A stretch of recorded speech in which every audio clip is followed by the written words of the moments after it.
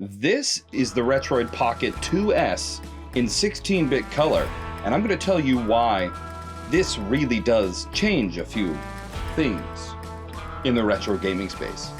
So come along.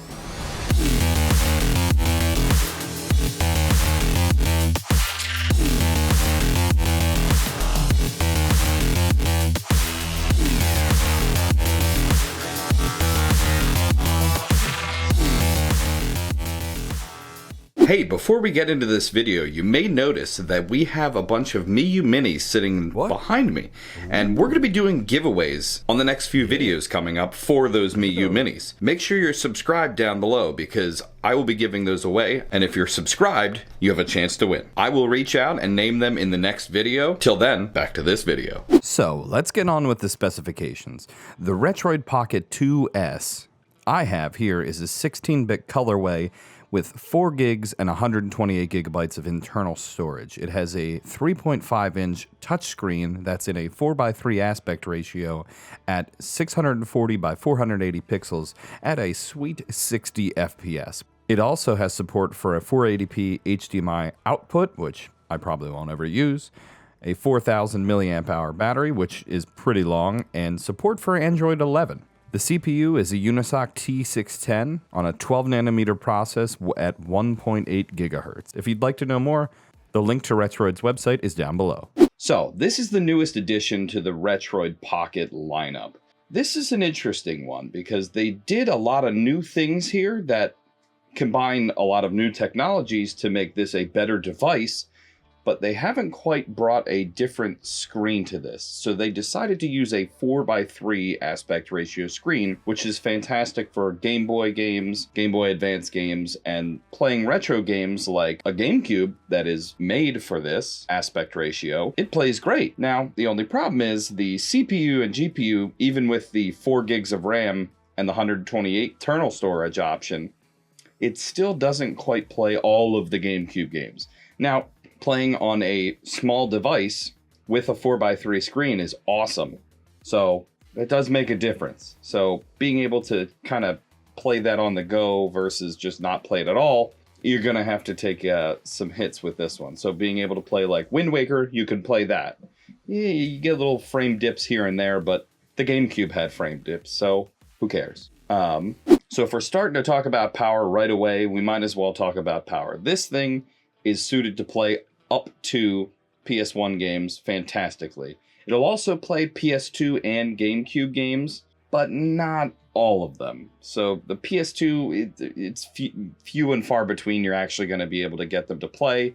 You might find some that you can work around through the emulator settings and get good settings and be able to play some that are popular, but not all of them. Same thing with the GameCube. You're going to be able to get them to run a little bit easier, but you're still going to have some issues with some screen tearing and also some frame dips and some issues with audio.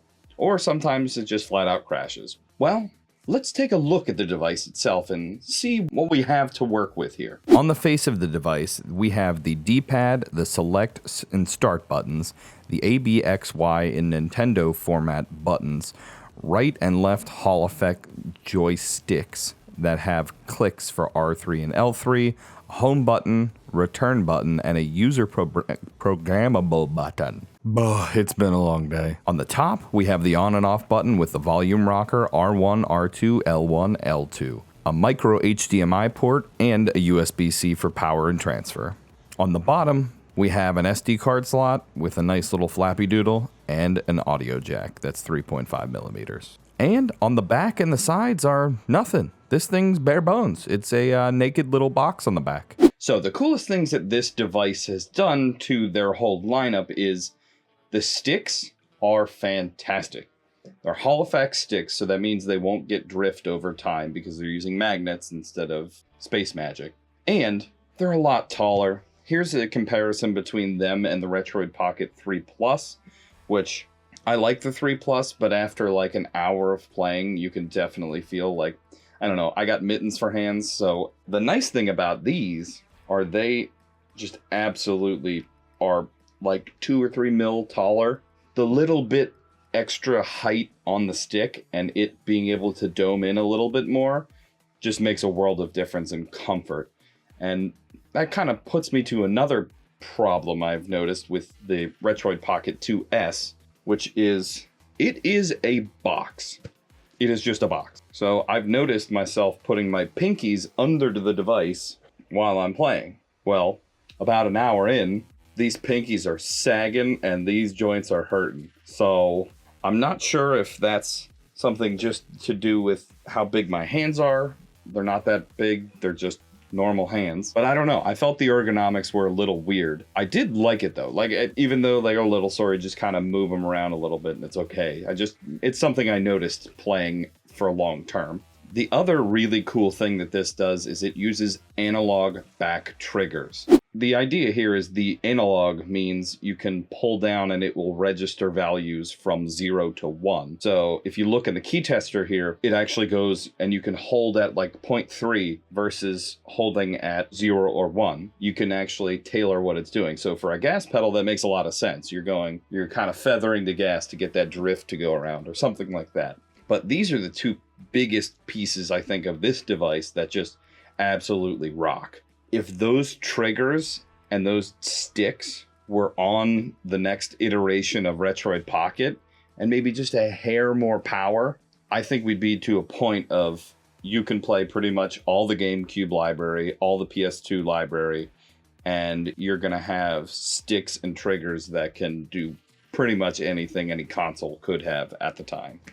So who is this for? Well, the 3 gig model is under $100 at $99, so it's $100, not including shipping and all that jazz. But the $100 price point basically makes this an intro device into emulation on Android. So if you don't have anything else and you want something in a 4:3 aspect ratio, this might be a great option for you because the device itself is fantastic, minus my gripes about being square. It's pretty good. It feels good, and the interaction with the device is just pleasant overall. So being able to play some Android games or retro emulated games, I think this is what you might want to look at. Now, if you're getting this to try and stream games, yes, you can stream games to this. I have, but it's not the right aspect ratio. It's 4:3. So if you're playing any 16:9 content, which most is now, it's gonna crush the two top and just give you the sides as wide as it can. Something like playing the new Starfield on this device with how smushed the screen is. I played for like 40 minutes and it is bad. You just can't see any of the text. It's just too small of an aspect ratio and it works. The connection's really good. The Wi-Fi connection is perfect. I didn't have any issues with that. But it's not, I don't think this is what this device is made for. If you're looking for that, Retroid Pocket 3 Plus is still for sale in around the same price category. I think that would work. Or if you even have an old phone and want to put a controller to it, it's basically the same experience you're going to get. Now, these devices are built a lot nicer than a phone with a thing jammed on them. But this is for the person who maybe really liked their, let's say, Game Boy Advance or Sega Game Gear, something that they wanted to take along with them and just kind of get that feeling back of nostalgia and be able to play some games on the go that you might not have because nobody has time for, sitting down, figuring out where the GameCube cables are and, well, having any of them actually work. So to wrap this up, I think the Retroid Pocket 2S is a very good device.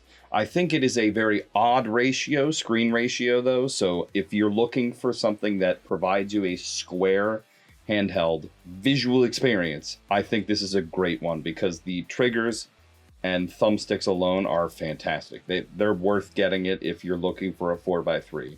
If you're looking for a streaming device, this is not for you. There is plenty of other things you can stream on iPads. There's so much different stuff you can do, especially on Android. There's tons of different stuff. I think your money's better spent looking for a different option. But if you want emulation all the way up to the GameCube, kinda, I think this is good.